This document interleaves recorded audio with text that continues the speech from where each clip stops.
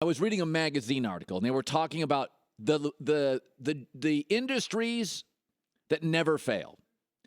And everybody wants to open a restaurant, and everybody wants to write a comedy, and everybody wants to, have a coffee shop. Nobody wants to get into waste management for obvious reasons. And I read this article, and they were talking about, because nobody, wants to deal with waste, obviously. And if you met a guy at the waste management party, he could be the most successful guy, but it's not something you're really interested in or would ever want to talk about.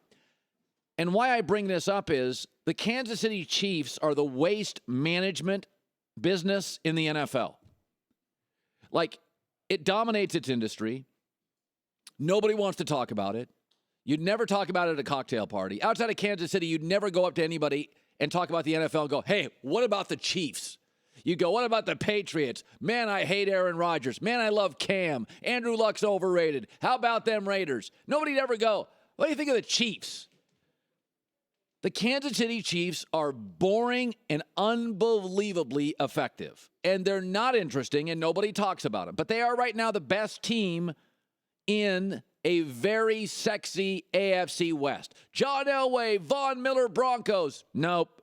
Derek Carr, resurgent Raiders. Nope.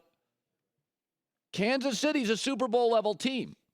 And I know you're going to say, what about Alex Smith? Alex Smith has won 60 of his last 84 starts. That's 71%. That's a higher winning percentage than Bill Parcells had as a head coach. Andy Reid's last 10 years, 9 winning seasons. You don't want to talk about that either. When you add Tyreek Hill, when you add Travis Kelce, when you add Andy Reid, when you add this defense, most of which you don't know these guys, that's a Super Bowl level team. Doesn't mean they're going to get there. Doesn't mean they're going to win it. But this is the business nobody wants to talk about. It's not a conversation starter. You've never met anybody else in the business. It's kind of, boring. You're not going to talk about it at a cocktail party, but Kansas City does everything well. They've scored 49% of their points on special teams and defense. Their defense, outstanding. Right now, their defense is better than Denver's, but Denver's gets all the credit. Kansas City's defense statistically is better than Denver. Kansas City's better than Denver at quarterback. Kansas City's better defensively than the Raiders. Kansas City's got a better coach than probably everybody in that division. But nobody wants to talk about him. And what you saw last night, let's not overreact. Both these teams are going to be playoff teams. Let's not go crazy. Derek Carr had an off night, and he doesn't have very many of those. Not the end of the world. We used to have overreact Monday. Let's not do overreact Thursday. But what you're looking at here is a Kansas City team that's just not that captivating to the public. But it's just really good. Their roster's outstanding.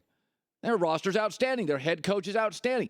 Outside of Belichick, Andy Reid's the best coach in the AFC.